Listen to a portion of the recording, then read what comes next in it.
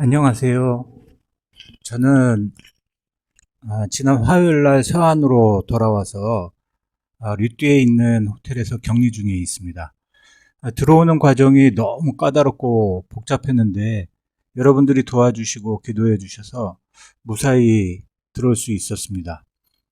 그뿐만 아니라 필요한 것도 다 공수해 주셔가지고 지금은 부족함 없이 지내고 있습니다. 다시 한번 너무나 감사하다고 인사드리겠습니다. 자, 오늘 설교를 시작하기 전에 잠깐 주변에 계신 분들과 인사를 나누셨으면 합니다. 지난주처럼 악수를 나누시면 좋겠는데요. 자꾸 접촉하셔야 거리감을 좁힐 수 있습니다. 잠깐 시간 드릴 테니까 주변의 분들과 악수를 나누셨으면 해요.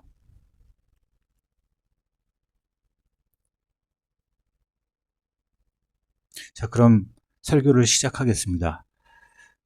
어떤 공동체든 물적 자원보다 사람이 중요하다는 인식이 점점 늘어가고 있습니다. 아무리 많은 돈과 자원을 소유하고 있어도 구성원의 수준이 이를 따르지 못하면 일정 수준 이상으로 발전하지 못합니다. 그리고 오히려 많은 돈과 자원이 다툼의 빌미를 제공하곤 합니다. 그 중에서도 지도자가 중요하다는 것은 두말할 필요가 없습니다.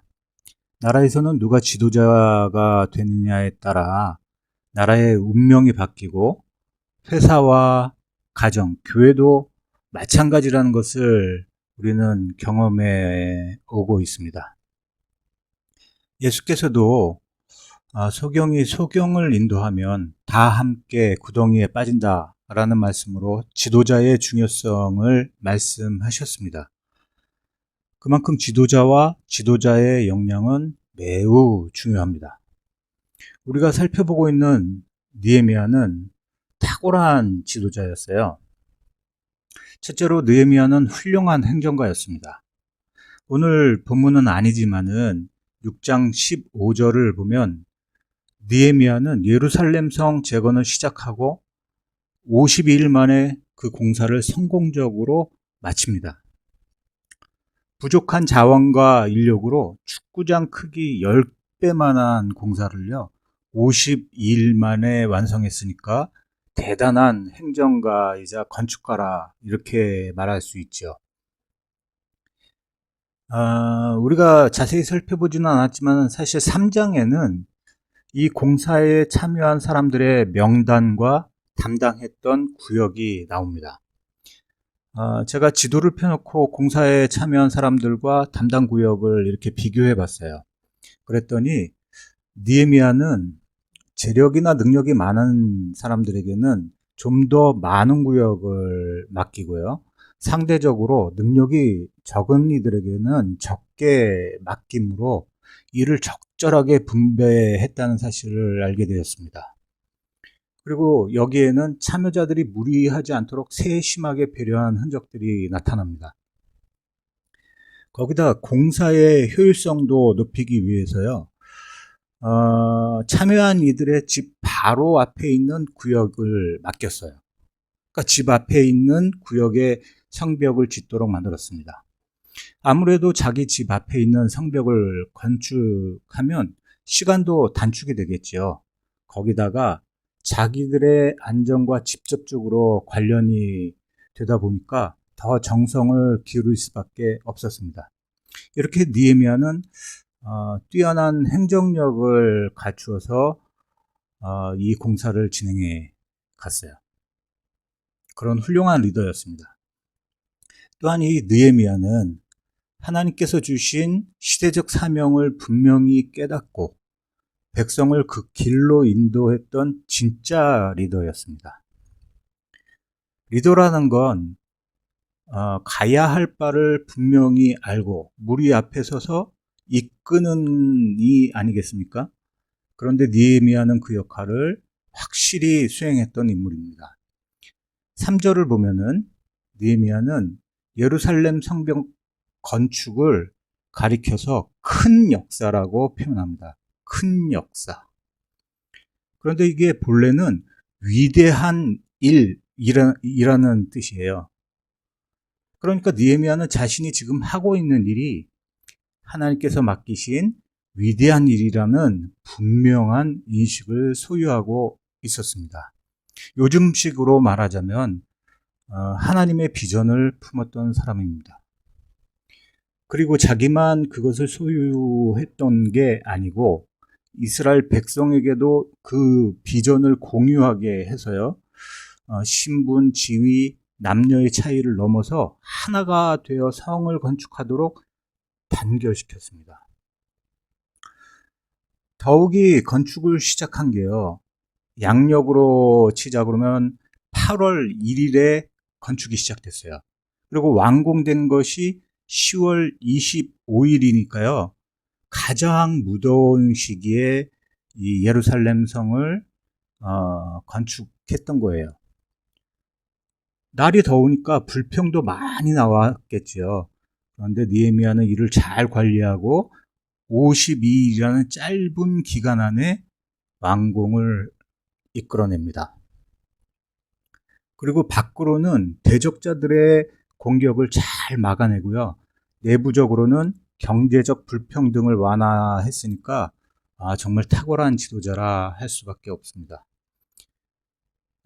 우리는 적게는 우리도 역시 리더예요. 적게는 가정으로부터 시작해서 한 부서, 크게는 직장 전체를 책임지는 위치에 있습니다. 우리도 성도들 거의 다가 그렇죠. 나름 우리도 지도자 역할을 맡은 셈이에요. 그런데 느헤미야의 탁월한 지도력과 우리를 비교해 보면은 참으로 부끄럽죠.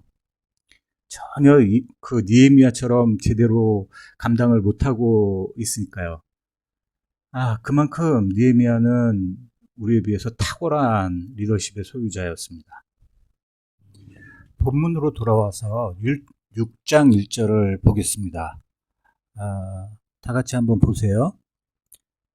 산발랏과 도비아와 아라비아 사람 게셈과 그 나머지 우리의 원수들이 내가 성벽을 건축하여 허물어진 틈을 남기지 아니하였다 함을 들었는데 그때는 내가 아직 성문에 문짝을 달지 못할 때였더라. 지금 오늘 본문은 이런 배경하에 있어요. 성벽은 다 쌓았지만은 아직 문은 달지 못한 공사의 막바지 단계에 있었습니다. 이제 성문만 달면 일이 끝나기 때문에 원수들의 입장에서는 급하게 됐습니다. 원수들은 전에 하던 방식으로는 이 공사를 막을 수 없음을 깨닫습니다. 그래서 이제 다른 수를 써요. 지도자인 느헤미야에게 이제는 공격을 집중해서 느헤미야를 무너뜨리는 쪽으로 작전을 바꿉니다. 지도자인 느헤미야가 쓰러지면은 자연스레 공사를 막을 수 있었기 때문이에요. 이렇게 교회의 지도자들을 공격하는 방법은 가장 효과적이기 때문에 사단이 즐겨 사용하는 방법입니다. 가정에서 가장이 쓰러지거나 군대에서 장군이 전사하면 전체가 위험에 빠지는 것처럼 교회 지도자가 타락하거나 공격에 쓰러지거나 하면 그 피해는 교회 전체에 미치게 됩니다. 그래서 사단은 줄곧 교회 지도자들을 향해 집중적인 공격을 감행합니다. 실제로 우리나라나 미국에서도 이런 일이 많이 일어났죠. 미국에서 7, 80년대에 TV를 통해서 복음을 전하던 유명한 목사님들이 여자 문제와 돈 문제로 사회적 물의를 일으킨 적이 있었습니다. 그 일로 90년대에 접어들면서 미국의 교회가 크게 쇠퇴했습니다. 오늘날 한국 교회도 똑같은 일을 겪고 있죠. 이것은 사단의 이 집요한 유혹과 공격에 교회 지도자들이 넘어진 결과입니다. 저도 많은 유혹과 공격을 당하곤 합니다. 훌륭한 지도자가 아님에도 지도자의 입장에 섰다는 것만으로 많은 유혹과 공격을 당해요. 때로는 잘 방어하기도 하고 어떨 때는 넘어지기도 합니다. 그런데 참 희한한 게 있어요. 그 희한한 게 뭐냐면요. 결정적이고 중요한 일이 있을 때면 정신을 차릴 수 없을 정도로 집중적으로 유혹과 공격이 들어옵니다. 무슨 신령한 능력을 제가 갖고 있는 게 아닌데도요. 마치 짠 것처럼 한꺼번에 유혹과 공격이 몰아치는 걸 경험하면 이 배우의 영적인 뭔가가 작동하고 있구나를 부인하기 힘들어요. 자, 이제 예루살렘 공사가 마무리 단계에 든 중요한 시점에서 느헤미야에게 유혹과 공격이 쏟아집니다. 대적자들이 어떤 식으로 느헤미야를 유혹하고 공격했는지, 그리고 느헤미야는 이를 어떻게 방어했는지를 지금부터 살펴보게 되겠는데요.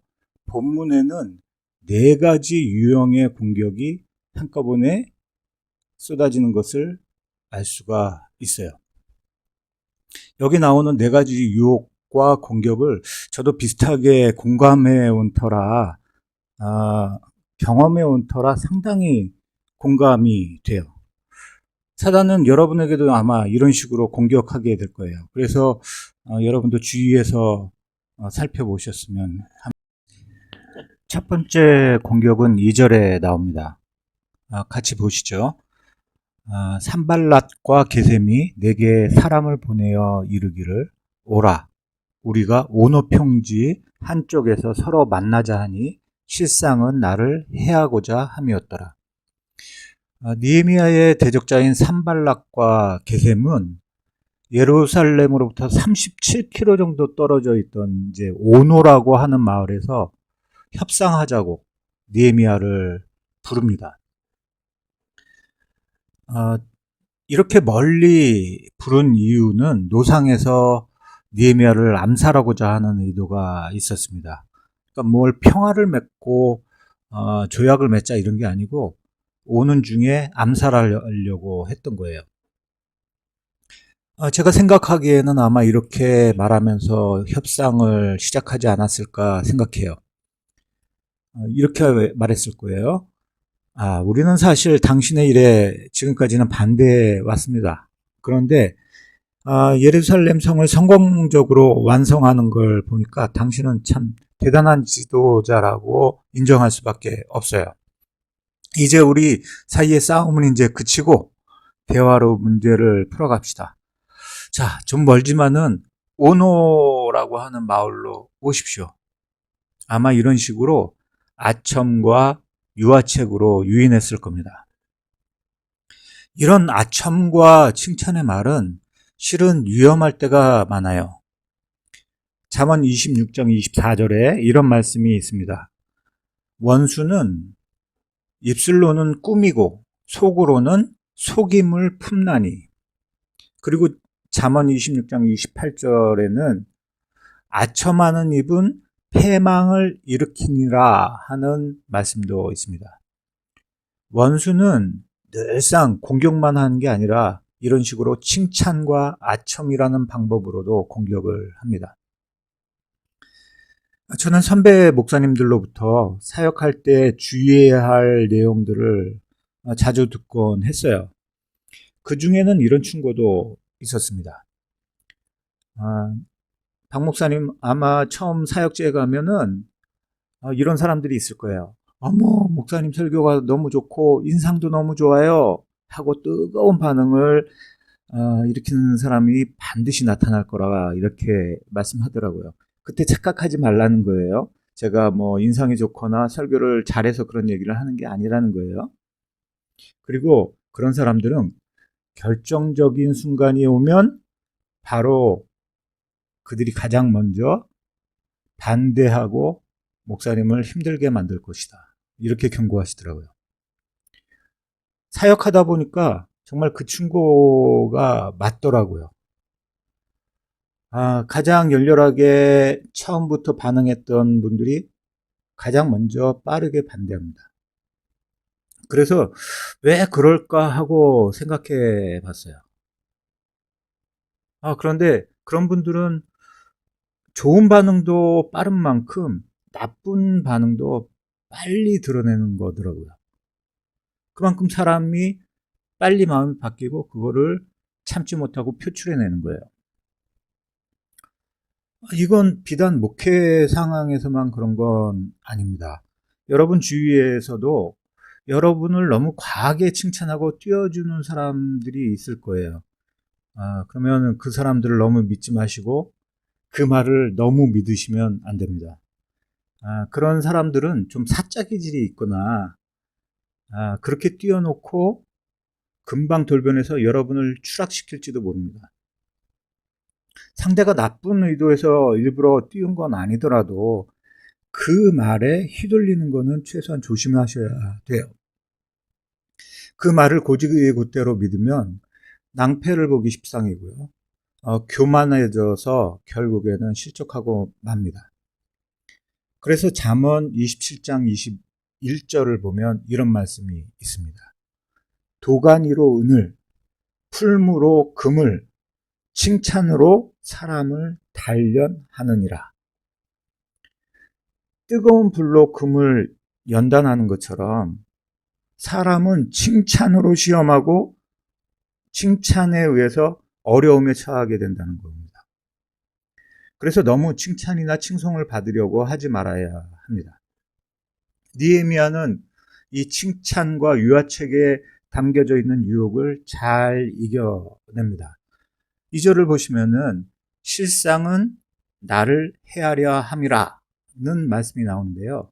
느헤미야는 원수들이 4번이나 아첨을 떨면서 협상을 요청하지만은 거기에 휘둘리지 않고 그 말에 담긴 의도를 간파하고 협상을 거부합니다. 그런데 느헤미야가 이 협상을 거부할 때 내세운 이유가 3절에 나와요. 또 역시 주보에 있는 글을 그 본문을 보시면서 눈으로 따라오세요. 3절입니다. 내가 곧 그들에게 사자들을 보내어 이르기를 내가 이제 큰 역사를 하니 내려가지 못하겠노라. 느헤미야는 하나님의 위대한 일을 내가 지금 하고 있기 때문에 한가하게 먼 곳까지 갈 시간이 없다라고 거절합니다. 이건 그냥 핑계가 아니라 실상 그랬습니다. 상대가 정말 화해의 요청이라고 할지라도 하나님께서 맡기신 일을 멈추고 갈 만큼 중요하지는 않았던 거예요. 여기서 우리는 사탄의 시험과 공격을 이기려면 사명에 대한 인식이 분명해야 함을 배울 수 있습니다. 하나님께서 맡기신 중요한 일이 있기 때문에 사소한 일에 신경을 쓰지 않게 되니까 자연스레 시험과 공격에서 벗어나게 되는 겁니다. 그래서 한가하면 넘어집니다. 그러나 중요한 일에 정신과 에너지를 집중하면 유혹과 공격을 이겨낼 수 있습니다. 그래서 사명에 대한 분명한 인식이 있어야만 합니다. 이렇게 원수들은 4번이나 유화책으로 느헤미야를 속이려 했지만은 실패하자 이제는 방법을 바꿉니다. 그래서 시도한 두 번째 방법은 헛소문을 퍼뜨리는 겁니다. 5절을 보십시오. 산발랏이 5번째는 그 종자의 손에 봉하지 않은 편지를 들려 내게 보냈는데 평화협정을 맺자고 4번이나 편지를 보냈지만 실패하자 5번째로 편지를 보내는데 이 편지에는 편지를 봉하지를 않습니다. 원래 외교 문서라는 것은 철저히 비밀에 붙여야 하기에 열어보지 못하도록 반드시 봉해야만 합니다. 그런데 편지를 봉하지도 않고 그냥 보내버린 겁니다. 그럼 어떤 일이 벌어지냐면은 가지고 가던 사람이 편지가 봉해 있지 않으니까 그걸 꺼내서 읽게 되겠지요. 그리고 그것을 소문을 낼 수가 있는 겁니다. 적들이 의도했던 게 바로 이렇게 헛소문을 퍼뜨리는 거였어요. 그리고 편지의 내용도 느헤미야에 대한 헛소문으로 가득합니다. 편지의 내용이 6절에 나오는데 역시 같이 보셨으면 합니다. 6절입니다. 오는 그 글에 이르기를 이방 중에도 소문이 있고 가스무도 말하기를 너와 유다 사람들이 배반하려 하여 성벽을 건축한다 하나니 내가 그 말과 같이 왕이 되려 하는도다. 느헤미야, 너 성벽을 건축한 후에 페르시아 왕에게 반역을 일으키고 왕이 되려 하는구나. 이 소문이 자자해. 라고 편지에 썼다는 거예요. 이렇게 헛소문을 이용해서 느헤미야를 향해 공격하는데 이게 두 번째 공격입니다. 이건 느헤미야를 공경에 빠뜨릴 수 있는 큰 위협이었어요. 성경을 보면은 불과 몇십 년 전에 실제로 이런 거짓 소문을 퍼뜨림으로 하나님의 일이 방해받은 적이 있었습니다. 에스라서 4장을 보면 느헤미야 전에도 이스라엘 백성들이 성벽을 건축하고자 하는 시도를 했던 적이 있어요. 그때도 대적자들이 느헤미야에게 했던 것처럼 똑같이 이들이 예루살렘 성을 재건해서 왕에게 대적하려 합니다 하고 페르시아 왕에게 거짓 상소를 올렸던 적이 있습니다. 그 결과 결국 예루살렘 성벽을 재건하는 일을 하지 못하게 되었어요. 만약에 이 소문이 널리 퍼져서 페르시아 왕에게까지 들리게 된다면 느헤미야는 큰 공경에 빠질 수도 있는 상황이었습니다. 모든 시대마다요, 하나님의 교회와 사람들에게 이런 헛소문, 가짜 뉴스는 큰 위협이 되곤 했어요. 얼마나 많은 사람들이 그리고 교회가 이런 헛소문 때문에 힘들었는지 모릅니다. 우리가 잘 아는 것처럼 초대교회 때 네로가 로마를 불태우지 않습니까? 자기가 시를 짓기 위해서 로마를 불태우는 일이 있었어요. 그리고는 그리스도인들이 그렇게 했다고 헛소문을 퍼뜨리고 누명을 씌웠죠. 그로 인해서 그리스도인들은 많은 박해를 당했습니다. 그뿐만이 아닙니다. 오늘날도 교회에 너무 많은 헛소문과 험담으로 교인들이 서로 앙숙이 되고 목회자도 명예가 실추되는 일이 자주 있습니다. 그래서 잠언 18장 8절에는 이런 헛소문, 험담에 대한 경고가 이렇게 나와 있어요. 남의 말하기를 좋아하는 자의 말은 별식과 같아서 뱃속 깊은 데로 내려가느니라. 사람들은 남의 말하기를 좋아해서 없는 말까지 지어내곤 합니다. 이런 험담과 헛소문은 사람의 뱃속 깊이, 즉 영혼의 깊은 곳까지 내려가서 자리를 잡아요. 그뿐만 아니라 이 헛소문은 산불처럼 빨리 번지기도 합니다.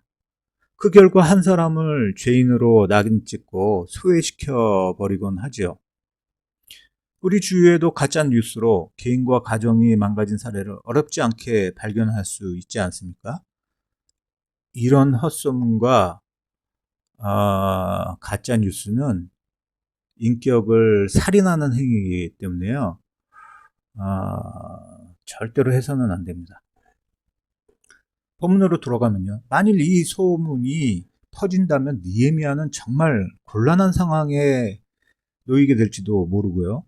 느헤미야도 이 위험성을 잘 알고 있었습니다. 그럼 느헤미야는 이런 공격에 어떻게 대처했는지를 좀 보시죠. 8절을 보셨으면 합니다. 느헤미야는 간단하지만 단호하게 이 헛소문에 대처합니다. 8절을 보면 이런 말씀이 있죠. 이런 일은 없는 일이요 내 마음에서 지어낸 것이라. 아주 간단하지만 짧게 답합니다. 그리고는 구절처럼 행동합니다. 이는 그들이 다 우리를 두렵게 하고자 하여 말하기를 그들의 손이 피곤하여 역사를 중지하고 이루지 못하리라 함이라. 이제는 내 손을 힘있게 하옵소서 하였노라. 느헤미야는 이들의 헛소문에 일일이 반응하지 않습니다. 만약에 이런 일에 느헤미야가 일일이 반응했다면은 느헤미야는 지치고 말았을 거예요. 그리고 대적자들은 그걸 노리고 지금 헛소문을 퍼뜨리는 거거든요. 그래서 느헤미야는 이 헛소문에 일일이 반응하는 대신에 하나님께서 이 일을 해결해 달라고 하나님께 그 일을 의탁합니다. 기도하고요. 그리고 하나님께서 갚아주시도록 기도하면서 느헤미야는 맡겨진 일을 그냥 계속해 나가는 겁니다. 우리는 여기서 여러 교훈을 받게 돼요. 첫째는 남의 험담을 하거나 헛소문을 퍼뜨리는 일은 절대로 해서는 안 된다는 겁니다. 그건 그 사람을 죽이는 사탄이나 하는 짓입니다. 설사 그 소문이 맞더라도 그 일은 하나님께 맡기거나 신중하게 처리해야지 소문을 낼 일은 아닙니다. 또한 그런 억울한 일을 당한 경우라면 지나치게 자신을 변호하려고 해서도 안 됩니다.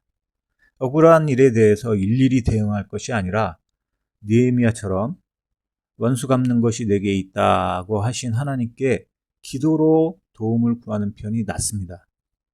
변명을 늘어나 봐야 구차해질 뿐이지 해결은 되지 않습니다. 그리고 맡겨진 일을 그냥 충실히 감당하면 됩니다. 너무나 중요한 사명을 눈앞에 두고 있으면 사실 일일이 대응할 시간도 없고 그럴 필요도 느끼지 못합니다. 여기서도 사명의 분명한 인식이 사단의 공격이나 유혹을 이길 수 있는 하나의 방법이다 하는 것을 발견할 수 있어요.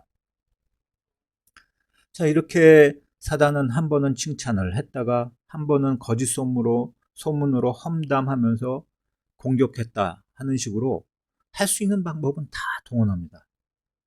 그뿐만 아니라 더욱 교활한 방법을 사용합니다. 세 번째로 대적자들이 느헤미야를 공격했던 방법은 영적으로 유혹하는 겁니다. 10절을 보면은 스마야라고 하는 제사장이자 선지자가 무슨 일인지 집에서 나오지를 않았어요. 그 소식을 들은 느헤미야가 이 스마야를 찾아갑니다. 그러자 스마야는 마치 하나님으로부터 말씀을 받은 양 느헤미야에게 예언을 해요. 10절에 그 내용이 나오는데요. 한번 보십시오. 주보를 참고하시고 보십시오. 이후에 무헤다벨의 손자 들라야의 아들 스마야가 두문불출하기로 내가 그 집에 가니 그가 이르기를 그들이 너를 죽이러 올 터이니 우리가 하나님의 전으로 가서 외소 안에 머물고 그 문을 닫자. 저들이 반드시 밤에 와서 너를 죽이리라. 제사장이자 선지자였던 스마야는 마치 하나님께 예언을 받은 것처럼 이렇게 말합니다. 틀림없이 적들이 밤에 몰래 와서 너를 죽일 것이다. 그러니 안전한 성전으로 들어가서 피해 있으라. 이렇게 말해요. 근데 사실은 제사장 스마야가 이 대적자들인 도비아와 산발랏에게 뇌물을 받고 이게 거짓말로 예언을 한 겁니다. 그리고 느헤미야는 이것을 눈치채요. 느헤미야는 어떻게 이 세 번째 공격을 눈치채고 대처할 수 있었을까? 어떻게 이 거짓말을 알아챘을까? 그게 12절에 나옵니다. 12절을 한번 보세요. 깨달은즉 그는 하나님께서 보내신 바가 아니라. 느헤미야는 스마야의 이 예언이 거짓인 것을 알아챕니다. 어떻게 알아채는가? 깨달은즉이라고 한 표현에 나타나요. 깨달았다. 즉 느헤미야는 이 문제를 두고 깊이 생각하다가 이게 가짜 예언이라는 것을 깨달았다는 겁니다. 그러니까 생각했다는 거예요. 이렇게 생각했을 거예요. 만일 이스라엘의 지도자인 느헤미야가 성전에 숨어 버린다면 백성들은 어떻게 생각하겠어요? 저 봐라, 지도자라는 사람이 겁이 나서 성전에 숨었어. 그러면 우리는 어떻게 하란 말인가? 하고 백성들 사이에 동요가 일어났겠지요. 니에미야는 합리적으로 그리고 상식적으로 아무리 생각해봐도 지도자인 자신이 무서워서 성전에 숨는 건 말이 안 됐어요. 또 거기다 성전은 제사장들만이 들어갈 수 있는 곳인데 제사장도 아닌 느헤미야가 그곳에 들어가 숨는다면은 이것은 하나님의 율법을 범하는 것이었습니다. 그러니 느헤미야가 가만히 생각해 보니 스마야가 진짜 예언을 하고 있다면 이런 말을 할 수가 없는 거예요.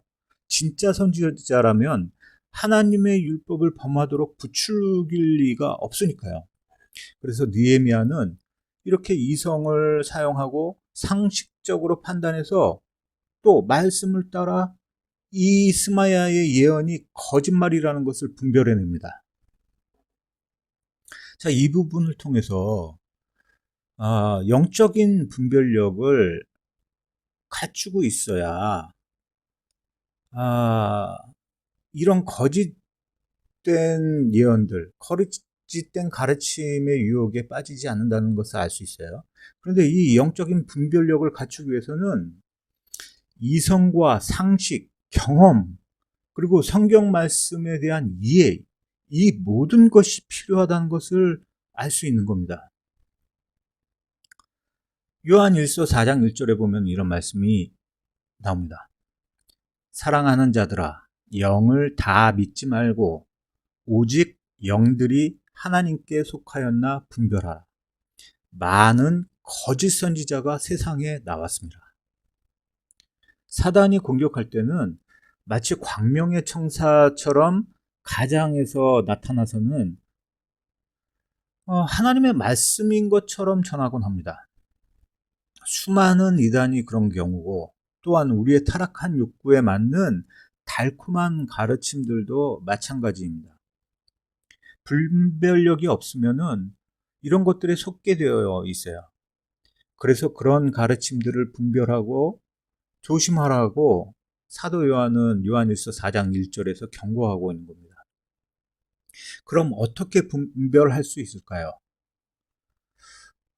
분별력이라는 거는 하루아침에 생기는 게 아닙니다. 분별한다는 것은 사실 이런 뜻이거든요. 뭐 우리가 옥석을 가린다 뭐 그러잖아요. 분별력을. 마치 옥석을 구분하는 것과 같은 게 분별력이에요. 돌멩이와 옥이 섞여 있는 바구니에서 하나를 꺼내 가지고 이게 옥인지 돌인지 자세히 살피고 구분하여 내는 것이 이게 분별력입니다. 그러면은 옥과 돌을 구분하려면 당연히 옥이 무엇인지를 실제로 보고 알아야 이걸 분별할 수가 있죠. 그것처럼 영적인 분별력을 소유하려면 말씀에 대한 이해와 이성과 상식, 경험을 길러야만 합니다. 느헤미야의 분별력은 오랫동안 페르시아의 관리로 일하면서 수많은 정적의 공격을 막아냈던 경험과 학문의 수련, 그리고 말씀에 대한 이해로부터 나왔어요. 이게 어느 날 갑자기 하늘로부터 뚝딱 하고 떨어진 게 아니에요. 오랜 경험, 이성적인 판단, 하나님의 말씀에 대한 이해. 이게 오랜 기간 동안 쌓여와서 나타난 것이 분별력이었어요. 이렇게 분별이라는 건 이성과 상식, 경험, 그리고 말씀을 통해 생기는 것입니다. 그리고 하루아침에 생기는 게 아니고요. 긴 시간이 필요한 것이라 부지런히 배우셔야 됩니다.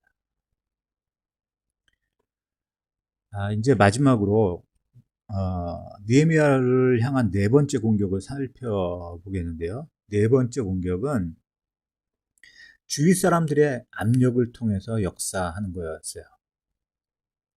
17절을 우리가 봉독하지는 않았지만 17절을 보면요. 이스라엘의 대적자인 도비아와 친분 관계가 있던 이 유대인들의 귀족들이 있었습니다. 이 귀족들이 계속해서 도비아와 이 편지를 주고받으면서 내통하고 있었습니다. 그리고 이 귀족들이 느헤미야에게 압력을 넣기 시작해요. 특히 18절을 보면은 내통하는 귀족들 중에는 무슬람이라는 사람이 있었습니다. 근데 이 무슬람은 느헤미야를 도와서 성벽을 건축하는데 특히나 수고를 많이 한 사람이에요. 그렇게 수고한 사람이니 느헤미야도 그의 말을 소홀히 여길 수는 없었습니다.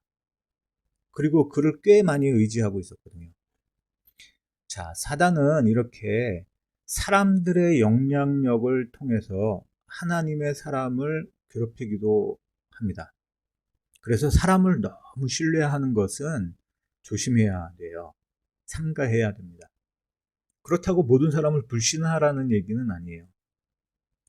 그러나 사람들은 이런저런 이유로 항상 변화하기 때문에 절대적으로 신뢰하는 것은 삼가해야만 합니다. 그럴 수는 없어요. 절대로 신뢰할 수 있는 사람은 세상에 없어요.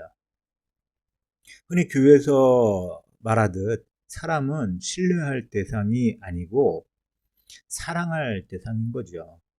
완전히 신뢰할 수 있는 분은 하나님 한 분밖에는 없음을 명심하셔야 됩니다. 지금까지 살펴본 것처럼 사단은 하나님의 일을 방해하기 위해서 느헤미야를 향해서 수많은 공격을 퍼부었습니다.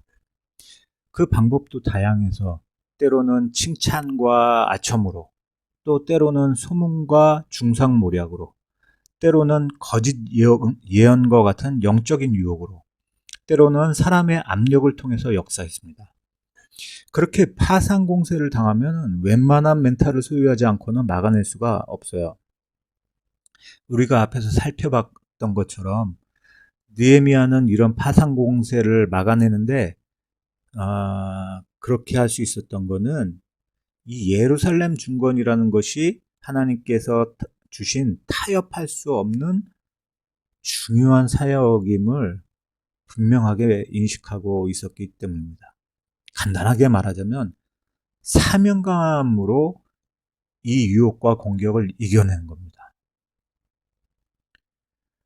그리고 자기의 지식과 상식, 경험, 그리고 말씀에 대한 이해를 바탕으로 적의 의도를 잘 파악하고 분별했기 때문에 대처할 수 있었습니다. 자, 그런데 말입니다. 중요한 건 하나님께서 우리를 느헤미야처럼 그렇게 훌륭한 리더로 만들어가고 계신다는 사실이에요. 우리가 겪는 일들을 통해서 우리는 다양한 경험을 쌓아왔습니다. 그리고 자이든 타이든 교회에 나와서 말씀이 무엇인지를 조금이나마 배우게 하시고요. 직장에서도 가정에서도 책임을 지고 맡겨진 일들을 감당하도록 만들어 오셨어요. 그렇게 하나님께서는 우리를 보이지 않게 그의 선한 도구로 만들어 가시는 겁니다. 그러다가 결정적인 순간이 되면 이 리더십을 발휘하도록 하신 거예요. 우리에게 조용히 경험과 이성과 상식을 늘려가게 하시고 또 말씀에 대한 이해를 늘려가게 하시다가 결정적인 순간에 여러분을 사용하시는 겁니다. 주위에 계신 우리 성도들을 한번 잘 생각해 보십시오. 이분들이 하나님과 무관하다고 생각되는 여러 경험들이 쌓아 오셨는데 어느 순간인가 하나님의 유익을 위해 사용하고 계시다는 것을 발견할 수 있을 거예요. 그렇게 하나님은 자연스럽게 여러분들을 지금도 만들어가고 계신 겁니다. 그리고 그 가능성은 우리 자녀들에게는 더욱 열려 있는 거죠. 이들이 때가 되어 하나님의 손에 붙잡혀 무너져가는 사회나 교회를 느헤미야처럼 재건하는 날이 올 겁니다.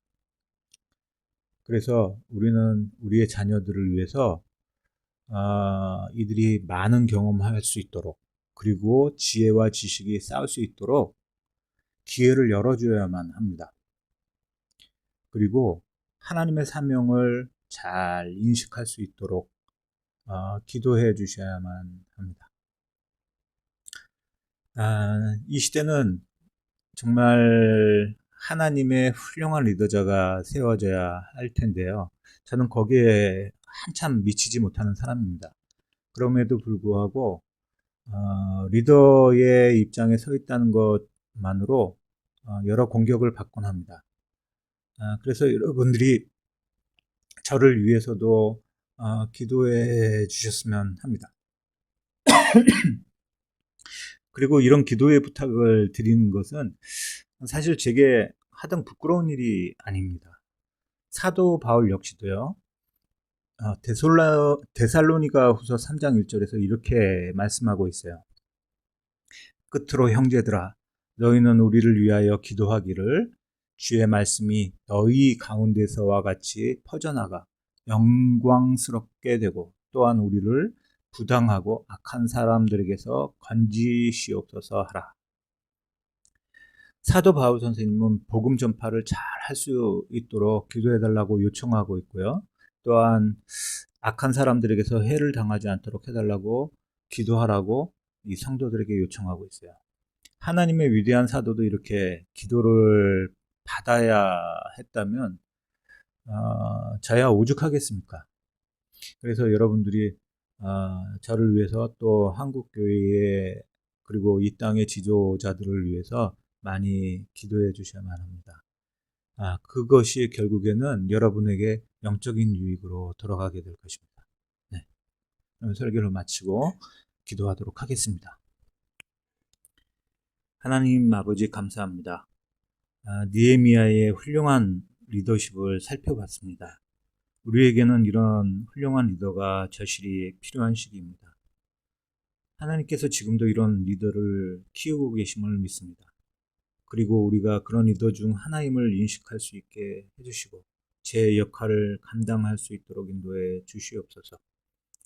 주께서 각자에게 주신 소명을 잘 인식하게 하시며 선한 분별력을 활용하여 시대의 도전에 잘 응전할 수 있도록 도와주시옵소서. 특히 우리 자녀들을 위해 기도합니다. 느헤미야와 같이 시대를 구하는 위대한 지도자들로 성장하게 도와주시옵소서. 예수 그리스도의 이름으로 기도합니다.